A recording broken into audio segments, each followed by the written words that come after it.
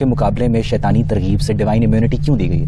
نہیں دیکھیے بات یہ ہے کہ شیطان نے اپنی شر کا خالق اللہ تعالیٰ نہیں ہے، ہرگز نہیں. شر تو انسان کے انسان بہکاوے میں اور نفس کے بہکاوے میں فرق ہے. نفس کے بہکاوے سے بڑا ارادہ ہم کرتے ہیں. جب ہم ارادہ کر لیتے ہیں تو ہمارے گرد و پیش میں انسان پہلا جن تھا تو اس کی زوجہ کون تھی اور اس کی اولاد میں سے مسلمان جن کیسے ہو سکتے ہیں؟ نہیں تو میری ملاقات ہوگی تو میں پوچھوں گا اس سے یہ سارے سوالات فری. اچھا سوال میرا یہ ہے کہ آپ نے کہا کہ انسان کی اپنی فری ول تو ہوتی ہے لیکن وہ بہکاوے میں آ جاتا ہے اور غلط کام کرتا ہے. سب سے پہلی بات تو یہ کہ آپ نے کہا اس کے بعد یہ بھی کہا کہ انسان پہلے ایک فلسفے میں یقین رکھتا ہے، اس کی بنیاد کے اوپر وہ حرکات کرتا ہے. تو سب سے پہلی بات تو یہ ہے کہ غلط اور صحیح میں فرق کیا ہے، یہ کہ کس طرح ڈیفائن کرتے ہیں. دوسری بات یہ ہے کہ اگر کوئی انسان فرض کریں کہ ایک مزدور ہے جو سارا دن کام کرتا ہے اور ساری زندگی محنت کرتا ہے، لیکن اب اس کے بعد گھر میں آٹا نہیں ہے، اس کے پاس اس کے بچے جو ہیں 6 دن سے بھوکے بیٹھے ہوئے ہیں، اور جب ان کی وہ حالات دیکھ کے وہ کسی آٹے کی فیکٹری میں ڈاکہ ڈالتا ہے تو کیا اس کے اوپر شیطان نے ایکٹ کیا ہے؟ اسی طرح صحیح اور غلط میں فرق کہاں سے بیان ہوتا ہے، اس کے لیے آپ کو ایک ڈومیننٹ آئیڈیالوجی چاہیے ہوتی ہے. آپ اگر کمپیریٹیو ریلیجن دیکھیں اسلام سے باہر نکل کے کہ جتنے بھی مونوتھیسٹک معنی کہ ایک خدائی قوت میں یقین رکھنے والے جتنے بھی اب تک مذاہب آئے ہیں، ان سب میں شیطان اور اس کے اپوزٹ ایک خدائی قوت میں یقین کی بات کی گئی ہے تاکہ ان میں ایک بیلنس پیدا ہوا ہو، اور اسی کی بنیاد کے اوپر کافی کام کیے جاتے ہیں. صحیح اور غلط میں کیا کہتے ہیں فرق بیان کیا جاتا ہے، نہ کہ اس کے جو آپ کی ایک مادیاتی کنڈیشن ہے آپ اس کو اینڈ میں اگنور کر دیتے ہیں. ایسے بہت سارے سوالات جمع ہو کے پہلے تو اچھائی اور برائی. جی سب سے پہلی بات تو یہ ہے کہ اچھائی اور برائی کا شعور انسان خود لے کے آیا ہے.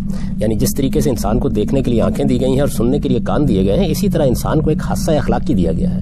میں جیسے ہی شعور کی عمر کو پہنچتا ہوں تو جس طرح میں اپنی جنسی جبلت کو دریافت کر لیتا ہوں، بالکل اسی طریقے سے میں خیر اور شر کا شعور بھی اپنے اندر پاتا ہوں. اچھا کیا ہے، برا کیا ہے، یہ میرے ضمیر کے اندر ودیت ہے. انسان نام ہی اس چیز کا ہے کہ جانوروں کے بالکل برخلاف وہ خیر و شر کا، اچھائی اور برائی کا شعور رکھتا ہے. لیکن اچھائی اور برائی کا یہ شعور مجمل ہے، یعنی اس کی کچھ بنیادیں واضح کر دی گئی ہیں. مثال کے طور پر قرآن نے ہماری رہنمائی کی کہ ہم چند بنیادی حقائق کو جانتے ہوتے ہیں، ان کے بارے میں ہمیں کبھی کسی اختلاف سے دوچار نہیں ہونا پڑتا. وہ عالمگیر سچائیاں ہیں، عدل ہے، احسان ہے، رشتہ داری کے حقوق کا تحفظ ہے، کسی کے جان مال آبرو کے خلاف اقدام نہ کرنے کا داعیہ ہے. یہ چیزیں وہ ہیں کہ جو مسلمہ ہیں پوری انسانیت میں. اب اس کے بعد کیا ہوتا ہے، ان کی اپلیکیشن کرنا ہوتی ہے ہمیں. جب ہم ان کی اپلیکیشن یا ان کے اطلاق کی طرف جاتے ہیں تو یہاں ہم غلطیاں کرتے ہیں.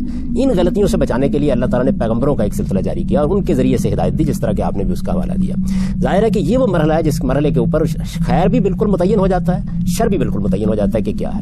باقی رہ گئی یہ بات کہ ایک آدمی اپنے بچوں کی مجبوری کی وجہ سے ڈاکہ ڈالنے کے لیے گیا ہے، تو یہ ٹھیک ہے اپنی جگہ بات کہ مجبوری بعض اوقات انسان کو یہاں بھی پہنچا دیتی ہے.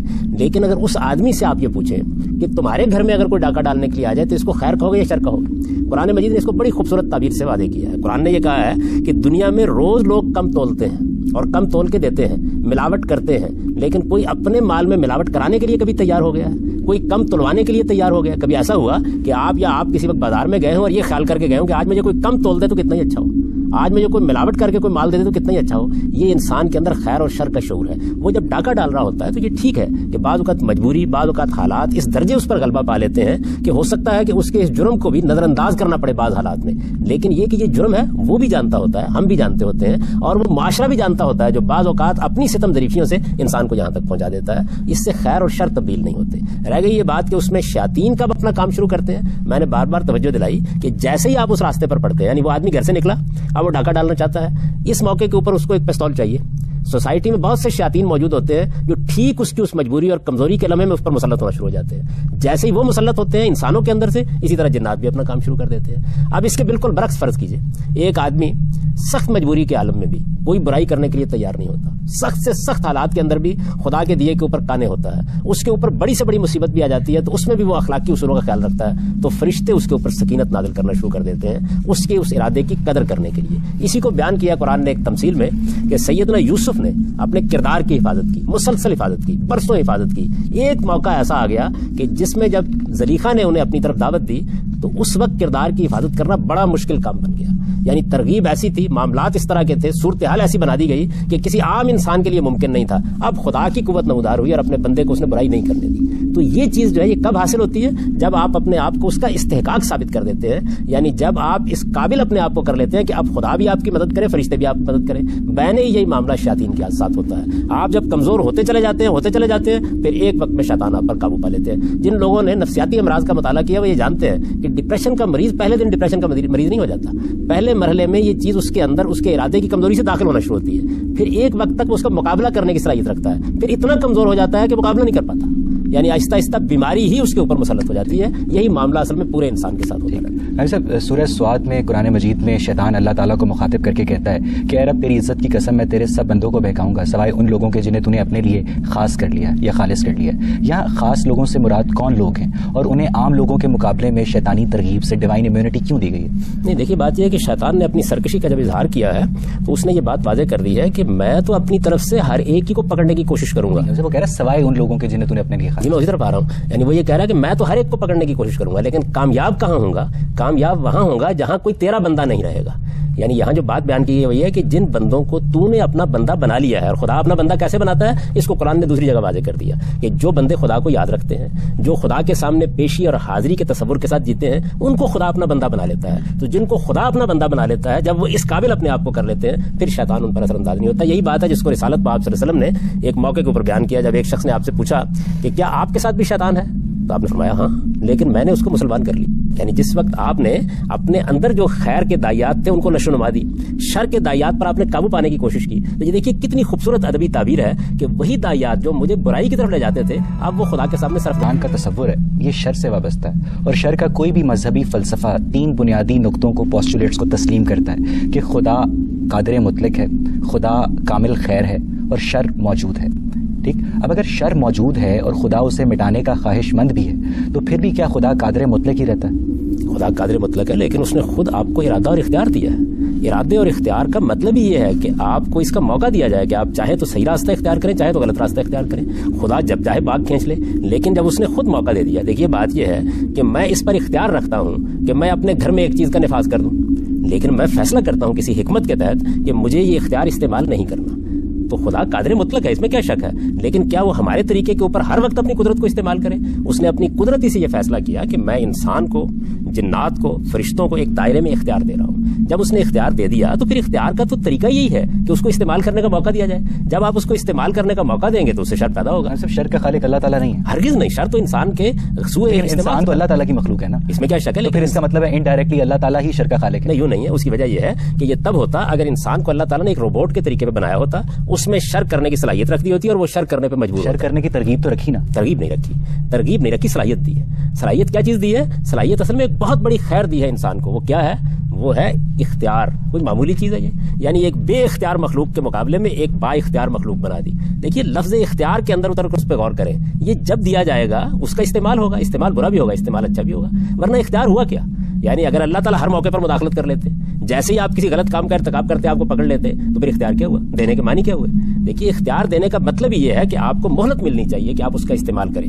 لہٰذا اللہ تعالیٰ نے تو آپ کو سراپا خیر بنایا ہے اس لیے کہ آپ کو انہوں نے اختیار دیا ہے. اختیار دیا تھا, اختیار ایک بہت بڑی نعمت تھی. ہم جب اس کا غلط استعمال کرتے ہیں تو اس سے شر پیدا ہوتا ہے. یہی وجہ ہے کہ قرآن مجید نے دیکھیے ایک موقع کے اوپر اس کو بیان کیا نا کہ من شر ما خلق. یعنی یہ نہیں کہا کہ خدا شر کو پیدا کرتا ہے, یہ کہا کہ خدا نے جو مخلوقات پیدا کی ہیں ان سے شر وجود میں آ جاتا ہے. اس لیے کہ ان کو اس نے اختیار دیا ہوتا ہے, وہ اختیار کا غلط استعمال کر دیتی ہے. اب یا تو آپ اختیار چھین لیں, ایک ہی صورت ہو سکتی ہے. اختیار دیں گے تو پھر آپ کو شر کے وجود کو ایک محدود مدت تک گوارا کرنا پڑے. ایسا قرآن مجید میں آتا ہے کہ قابیل نے حابیل کو قتل کیا شیطان کے بہکاوے میں آ کے, نہیں نفس کے بہکاوے میں. تو شیطان کے بہکاوے میں اور نفس کے بہکاوے میں فرق ہے؟ نفس کے بہکاوے سے بات شروع ہوتی ہے, شیطان اس کے بعد اثر انداز ہونا شروع ہوتے ہیں, خواہ وہ جنات میں سے ہوں خواہ انسانوں میں سے ہوں. سب سے پہلے تو آپ اندر سے یہ فیصلہ کرتے ہیں. اس واقعی کو اگر آپ پڑھیں, بائبل میں بھی پڑھیں, قرآن میں بھی پڑھیں, دیکھیے کیسے پیش آیا ہے. انسان کے اندر انانیت ہے, یعنی 2 چیزیں انسان کے اندر موجود ہیں, ایک اپنی انا کا احساس, دوسرے جنس کی جبلت. اب وہاں ہوا کیا ہے, اس نے آ کے خدا کے حضور میں قربانی پیش کی ہے, اس کی قربانی قبول نہیں کی گئی, اس سے اس کی انا پر چوٹ پڑی ہے. اب بجائے اس کے کہ وہ اس پر غور کرتا کہ قربانی کیوں قبول نہیں کی گئی, اللہ تعالیٰ مجھ سے کیوں ناراض ہے, میرے اندر کیا خرابی ہے. جس کی قربانی قبول کی گئی اس کے معاملے میں وہ حسد میں مبتلا ہوا اور اس نے اس کو قتل کر دیا, اپنے ہی بھائی کو.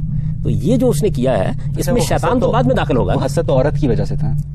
یہ بھی ایک واقعہ بیان کیا جاتا ہے لیکن قرآن مجید تو اس کو بالکل دوسرے طریقے سے بیان کرتا ہے. وہ یہ کہتا ہے کہ دونوں نے قربانی پیش کی, دونوں کی قربانی اللہ کے حضور میں جب پیش ہوئی تو اللہ نے ایک کی قربانی کو قبول کر لیا, کیونکہ اس زمانے میں اللہ کا طریقہ یہ تھا کہ قربانی کی قبولیت یا عبادت کی قبولیت بتا دی جاتی تھی. تو جیسے یہ بتایا گیا تو فوراً بعد وہ اشتعال میں آ گیا, اور اشتعال میں آ کے ایک دن اس نے منصوبہ بندی کر کے اپنے بھائی کو قتل کر دیا. یہ عورت کا قصہ جو ہے یہ کہانیوں میں ہے, قرآن مجید نے اس کو بیان نہیں کیا. ٹھیک, آپ پوچھے سر. میرے خیال سے سر اس کے ایک کازیشن جو ہے, اس سے جو پھر کیوس ہے, میں نہیں سمجھتا کہ سر میں جو کام کر رہا ہوتا ہوں ڈیلیبریٹلی برا کام میں خود کر رہا ہوتا ہوں.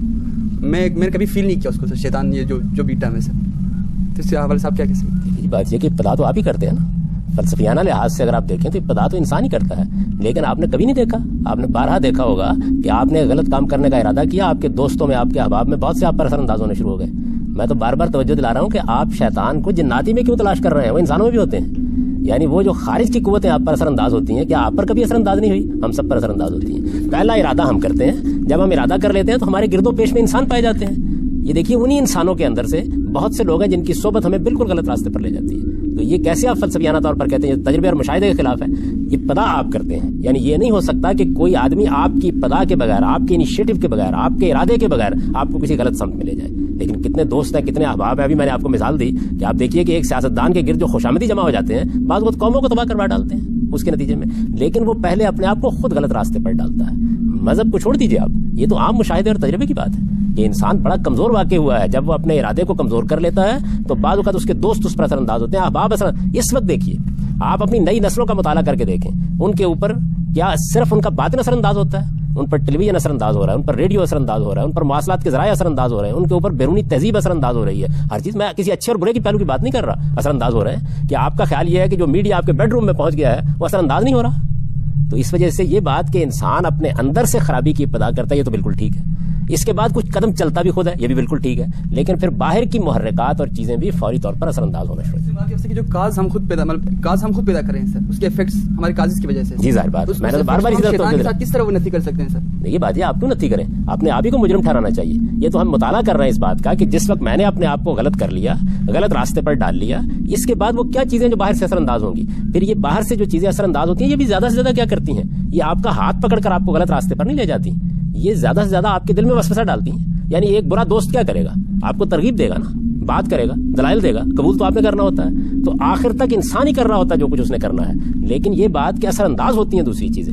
یعنی میری بات کا یہ مطلب نہیں ہے کہ آپ شیطان پر یا کسی دوست پر ذمہ داری ڈال کے فارغ ہو جائیں. نہیں، ارادہ تو آپ نے کیا، اپنے اختیار کو استعمال کیا، لیکن گرد و پیش کے اندر سے جو چیزیں مؤثر ہو رہی ہیں ان کا آپ کیسے انکار کر سکتے ہیں؟ ظاہری بات ہے سر، جو کنسیکوینسز نکل رہے ہیں سر، اس کے تحت ہم نے اپنے سیکوینسز تو مرتب کرنے ہیں سر. جو نتائج نکل رہے ہیں وہ تو آپ اس کے ذمہ دار ہیں، اس لیے کہ ابتدا آپ نے کی اور مسلسل اپنے ارادے کو غلط بھی آپ نے استعمال کیا. ترغیب دوسرے نے دی، آپ نے اس کو قبول کیا. دیکھیے بات یہ ہے کہ اگر کوئی آدمی قاتل ہو جائے، عدالت میں پیش ہو، قتل ثابت ہو جائے، اس کے بعد وہ یہ کہے جی بات یہ ہے کہ میں نے قتل کرنے کا ارادہ تو کر لیا تھا، لیکن بہت سے دوست مجھے مل گئے جنہوں نے مجھے ترغیب دے قتل کروا دیا، آپ اسے معاف کر دیں گے؟ اس لیے معاف نہیں کریں گے کہ اس میں کوئی شک نہیں کہ ترغیب دی گئی، ترغیب دینے کا انکار نہیں کیا جا سکتا، لیکن انسان کو اتنا زیادہ ارادہ اور کنٹرول دیا گیا ہے کہ وہ اگر اپنی صحیح تربیت کرتا تو کبھی اس ترغیب کو قبول نہ کرتا. لیکن ہر بندے کی ول پاور یونیفارم تو نہیں ہوتی نا. اتنی ضرور ہوتی ہے کہ وہ اس طرح کی ترغیبات کا مقابلہ کر سکے. لیکن جس طرح آپ باقی ساری صلاحیتوں کو پالش کرتے ہیں نا، مثال کے طور پر ایک آدمی مصور پیدا کیا گیا، ایک آدمی شاعر پیدا کیا گیا، صلاحیت تو اللہ نے دے دی، لیکن صلاحیت کو پالش کرنا، اس کو نشو و نما دینا، یہ تو انسان کا کام ہے. ارادے کا معاملہ بھی ہے، ارادہ ایک صلاحیت ہے جو آپ کے اندر دی گئی ہے، اس ارادے کو مضبوط بنانا، محکم کرنا، یہ آپ کا کام ہے. غریب آدمی اور امیر آدمی کی ول پاور سیم ہوتی ہے؟ بعض اوقات غریب آدمی کی زیادہ ہوتی ہے. اس کی وجہ یہ ہے کہ امیر آدمی ایسی سہولتوں میں پیدا ہوتا ہے کہ جہاں آہستہ آہستہ اس کے ارادے کی قوت کمزور ہونی شروع ہوتی ہے. امیر آدمی کا کیا قصور ہوا کہ وہ شیطانی ترغیب میں؟ یہ بات یہ ہے کہ قصور تو اصل میں بالکل ابتدا میں موجود ہے ہر ایک کا، کسی کا کم کسی کا زیادہ. وہ کیا؟ یعنی ایک آدمی جس کو آپ فرض کر لیجئے کہ اچھا ماحول نہیں ملا جی، اور اس کو اچھی ترغیبات نہیں ملی، تو قصور میں ذرا کمی آ جائے گی. اس کے لحاظ سے اللہ بھی معاملہ کرتا ہے، انسان بھی معاملہ کرتے ہیں. لیکن جو بنیادی ارادہ ہے وہ آپ ہی کا ہے. یعنی وہ امیر آدمی بھی کہ جس کے ارادے پر بے شمار چیزیں اثر انداز ہو گئی ہیں، وہ غریب آدمی جس کے ارادے پر بے شمار چیزیں اثر انداز ہو گئی ہیں، اثر انداز ہوئی ہیں. اگر وہ ان کو اثر انداز نہ ہونے دیتا تو اس کے اندر اتنی قوت، اتنی صلاحیت موجود تھی. لیکن جیسے کہ ایک صاحب نے یہاں سوال کیا تھا، اگر وہ اس درجے میں کمزور ہو چکا ہے کہ جس کو آپ کہتے ہیں کہ آپ اس کے اندر ایک بیماری کسی کیفیت ہے، مریض ہو چکا ہے، تو آپ دنیا میں بھی معاف کرتے ہیں. آپ دیکھیے عدالت بھی اس وقت کہتی ہے کہ نفسیاتی مریض ہے تو اس کے معاملے میں اب سختی سے کام نہیں لیا جائے. یہی معاملہ خدا بھی کرتا ہے. جی آپ کا سوال. اسلامک تھیولوجی میں جتنی مونوتھیسٹک ہسٹری آف مین ہے، اور اس میں بتایا جاتا ہے کہ شیطان جو ہے اپنی ڈاؤن فال سے پہلے، اپنے زوال سے پہلے ایک خدا سے محبت کرتا تھا، ان کی عبادت کرتا تھا اور خدا کو پسند تھا. تو اور دوسرا قرآن میں جب اس کی خطا بتائی جاتی ہے تو اس کی صرف ایک خطا یا ایک گناہ بتایا جاتا ہے، جو یہ ہے کہ اس نے خدا کی نافرمانی کی. میرا سوال یہ ہے کہ قرآن میں جب شیطان کہتا ہے کہ میں سجدہ نہیں کروں گا کیونکہ میں اس سے بہتر ہوں، تو خدا اس کا انکار نہیں کرتا، نہ اس میں اس کی نفی کی جاتی ہے. تو اگر اس میں کیا یہ خدا کے اینڈ پہ یہ ایک کوئی انجسٹیفائڈ چیز نہیں ہے کہ اس نہ شیطان کو اپنی غلطی کا احساس دلایا گیا؟ دوسرا، جو خدا جو ایک رحیم ہستی ہے، ایک رحمت والی ہستی ہے، انسان کی ہسٹری ایک بے رحمی یا ایک انفارگیون ایکٹ سے شروع ہوتی ہے. تو خدا ایک جو رول ماڈل ہے پوری انسانیت کے لیے، وہ کیا کہتے ہیں پہلے شیطان کو فرگیو نہیں کر سکا تو ہمیں کیا فرگیو کرے گا؟ پہلی بات جو آپ نے فرمائی ہے کہ شیطان خدا سے بہت محبت کرتا تھا، غالباً آپ کا اشارہ ابلیس کی طرف ہے. یعنی میں نے تو واضح کر دیا کہ شیطان ایک ایڈجیکٹو یا اس میں صفت ہے جو انسانوں کے لیے بھی استعمال ہو جاتا ہے، وہ جنوں کے لیے بھی استعمال ہو جاتا ہے، لیکن اگر خاص ابلیس مراد ہے تو ابلیس کے بارے میں یہ جو کہانی سنائی جاتی ہے، یہ کہانی قرآن میں بیان نہیں ہوئی، یہ کسی صحیح حدیث میں بھی بیان نہیں ہوئی، یہ محض کہانی ہے، داستان ہے. قرآن نے صرف اتنی بات بیان کی ہے کہ وہ جنات میں سے تھا. یہ کبھی ہو ہی نہیں سکتا، خلاف عقل ہے کہ یک بیک اتنی بڑی سرکشی کا ارتکاب کر لیا جائے.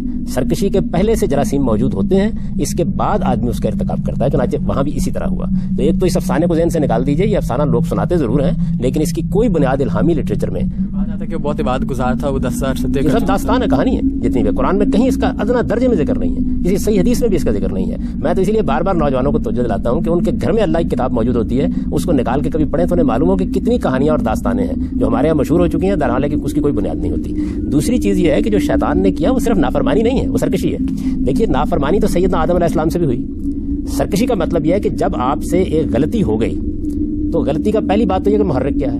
آدم کی غلطی کا محرک اللہ تعالیٰ نے یہ بتایا ہے کہ انہیں ترغیب دی گئی کہ اگر آپ یہ غلطی کریں گے جس کو اللہ نے منع کر دیا تھا وہ کام کریں گے تو اس سے آپ کو حیات جاویداں ابدی بادشاہی حاصل ہو جائے گی. یہ ایک اچھی بات ہے جس کی طرف وہ لپکے، یہ اپنی ذات میں بری بات نہیں ہے. شیطان نے یا ابلیس نے جو غلطی کی یا نافرمانی کی اس کا محرک دیکھیے کیا ہے. اس کا محرک کسی اچھی چیز کو حاصل کرنے کا جذبہ نہیں ہے، انانیت ہے.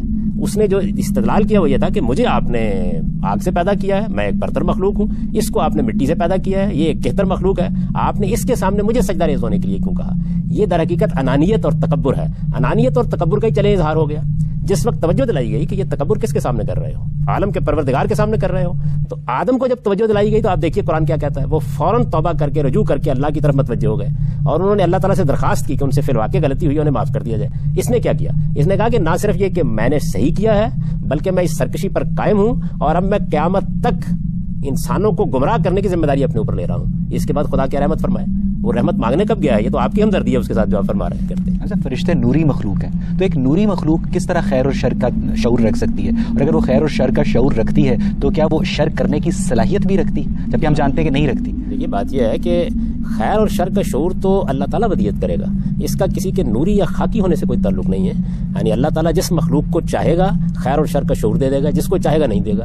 بہت سے جانوروں کو اس نے خیر اور شر کا شعور نہیں دیا، حالانکہ ان کے اندر زندگی ہے اور وہ بھی بہرحال جبلتوں کے پابند ہیں، لیکن خیر اور شر کا شعور ان کے اندر نہیں ہے. انسان کو خیر اور شر کا شعور دیا گیا ہے، جنات کو دیا گیا ہے، فرشتوں کو بھی دیا گیا ہے. یعنی تینوں مخلوقات خیر اور شر کا شعور رکھتے ہیں، باشعور مخلوقات ہیں. نافرمانی کرنے کی صلاحیت رکھتے ہیں، وہ کرتے نہیں. کیوں نہیں کرتے؟ اس لیے کہ ہمہ وقت خدا کے حضور میں رہتے ہیں. نافرمانی کرنے کی صلاحیت یعنی وہ شجر و حجر کی طرح نہیں ہے کہ صلاحیت ہی نہیں رکھتے، ورنہ تو شرف کیا ہوا ان کا. وہ اللہ کے حضور میں رہتے ہیں، اس وجہ سے کبھی نافرمانی نہیں کرتے. بالکل ایسے ہے جیسے انسانوں میں سے جب کسی شخص کو پیغمبری کے منصب پر فائز کر دیا جاتا ہے تو پھر وہ خدا کے حضور میں ہوتا ہے اور آپ دیکھتے ہیں کہ اس سے غلطی نہیں ہوتی. کیا ہمیں اسلامی روایات میں بھی شیطان کی کوئی مارفولوجیکل ڈیٹیلز ملتی ہیں؟ بالکل ایسی کوئی چیز نہیں ملتی. یہ اصل میں عام طور پر جو وہم پرست قومیں ہیں ان کے اندر یہ خیالات پیدا ہو جاتے ہیں اور پھر وہ اپنی ذہنی تصویروں کو اس طریقے سے بیان کرتے ہیں. یعنی دیکھیے نا، قرآن مجید نے یہ بتایا ہے کہ ابلیس جنات میں سے تھا. جنات ایک اللہ تعالیٰ کی مخلوق ہے. تو جب اللہ تعالیٰ نے کسی ایک مخلوق کو پیدا کیا، جیسے انسانوں کو پیدا کیا، جیسے جانوروں کو پیدا کیا، اس میں سے کوئی شیطنت اختیار کرے گا تو اس کا ایک مجسم وجود تو ہوگا.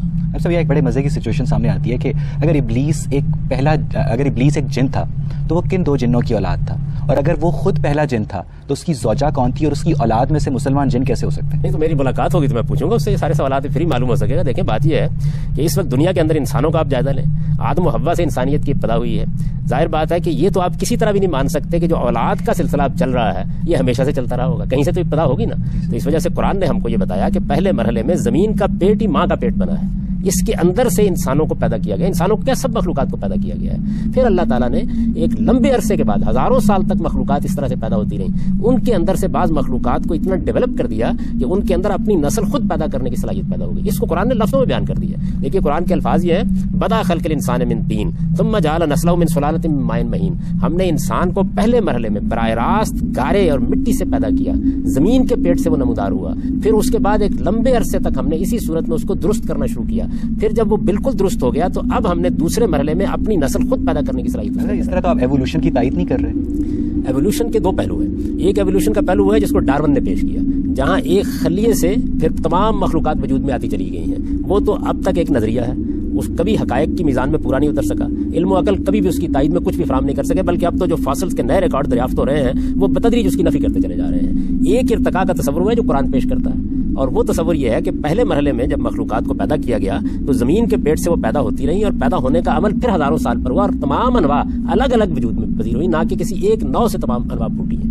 میں تو جب قرآن کی روشنی میں غور کرتا ہوں تو مجھے بالکل صاف واضح ہو جاتا ہے کہ آدم و حوا کی پیدائش جس طرح ٹوین پیدا ہوتے ہیں بالکل اسی طرح زمین کے پیٹ سے ہوئی ہے. اسی وجہ سے پسلی سے پیدا ہونے کی قدیم تعبیر اختیار کرتی ہے. احادیث میں آتا ہے کہ حوا کو آدم کی پسلی سے پیدا کیا گیا, اس لیے وہ ٹیڑھی کیا کہتے ہیں صفت کی مالک ہے. ان احادیث کے اندر جو بات بیان کی گئی ہے وہ سب روایتوں کو جمع کریں تو بالکل دوسری بات معلوم ہوتی ہے. اس سے تو یہ معلوم ہوتا ہے کہ کسی موقع کے اوپر عورتوں کے بارے میں کس طرح کا رویہ اختیار کیا جائے, اس کو واضح کرنے کے لیے رسالت مآب صلی اللہ علیہ وسلم نے فرمایا کہ عورت کی مثال پسلی کی سی ہے, نازک بھی ہوتی ہے اور ذرا تھوڑا سا مزاج کے اندر ٹیڑھ بھی رکھتی ہے. اگر اس کو تم سیدھا کرنے کی کوشش کرو گے تو ٹوٹ جائے گی, اس کے ساتھ چلنا پڑتا ہے. یعنی حوا کو ایک تعبیر ہے, بڑی خوبصورت ادبی تعبیر ہے جو رسالت مآب صلی اللہ علیہ وسلم نے اختیار کی. یہ پسلی کا جو افسانہ عام طور پر بیان کیا جاتا ہے یہ قرآن حدیث کے لیے اجنبی ہے بالکل. یعنی حوا کو آدم کی پسلی سے پیدا نہیں کیا گیا, ایسی کوئی بات قرآن مجید میں بیان نہیں. قرآن تو جس طرح کی تصویر بیان کرتا ہے وہ یہ کہتا ہے کہ دونوں کو ہم نے نفس واحدہ سے پیدا کیا ہے.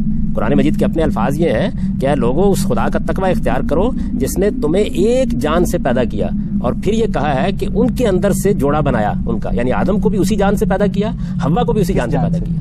یعنی جو انسانی زندگی کی اصل حقیقت ہے اس کو بیان کرتا ہے. یہ نہیں کہتا کہ وہ جان کون سی تھی جس سے پیدا کیا جوڑے کو, ایک جان سے جوڑا پیدا کیا گیا, وہ جان کیا ہے, جان سے کیا مراد ہے؟ یہ بات یہ ہے کہ اس وقت بھی یہ ایک قطرہ آب ہوتا ہے جس کے اندر سے عورت بھی بنتی ہے اور مرد بھی بنتا ہے. لیکن ایک قطرے سے ایک مرد اور ایک عورت بیک وقت نہیں بن سکتے. نہیں, دیکھیے بات یہ ہے ایک قطرے کے اندر خصوصیات کیا ہے.